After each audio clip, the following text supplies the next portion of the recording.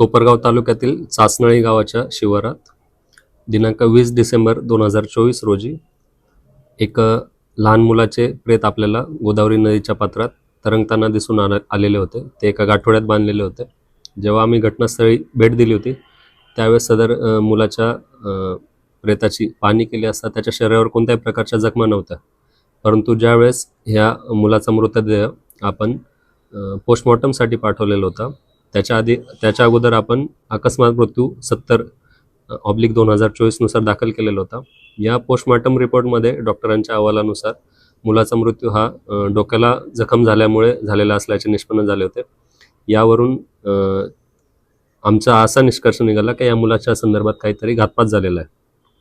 या अनुषंगाने आपण पोलीस स्टेशनला गुन्हा नंबर 402/2024 नुसार भारतीय न्याय संहिता 103(1) यानुसार खुनाचा गुन्हा दाखल केलेला होता.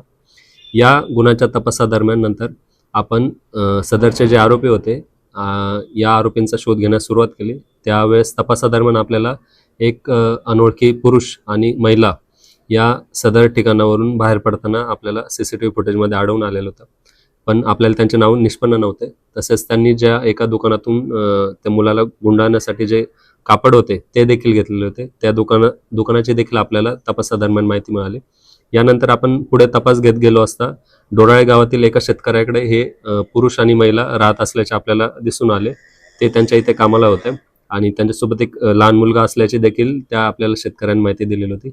परंतु आपण पोलीस त्यांच्या तिथे पोहोचेपर्यंतच हे दोघेही तिथून पसार झालेले होते.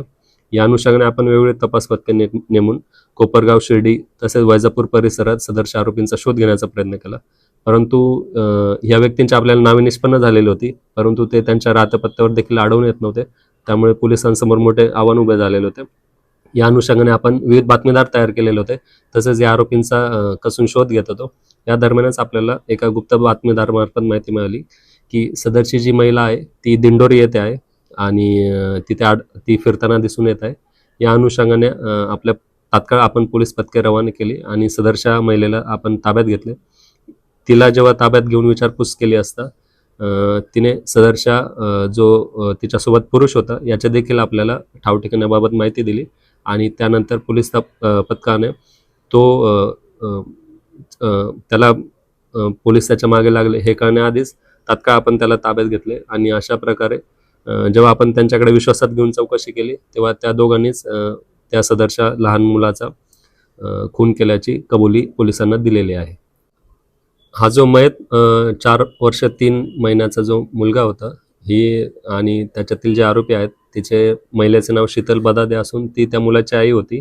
तर तिच्यासोबत जो पुरुष होता त्याचे नाव सागर वाघ असून हे दोघांचे अनैतिक संबंध होते. त्यातूनच ते त्यांच्या घरातून पसार झालेले होते आणि त्या मुलाला घेऊन ते शिर्डीजवळ डोराळे गावात राहत होते.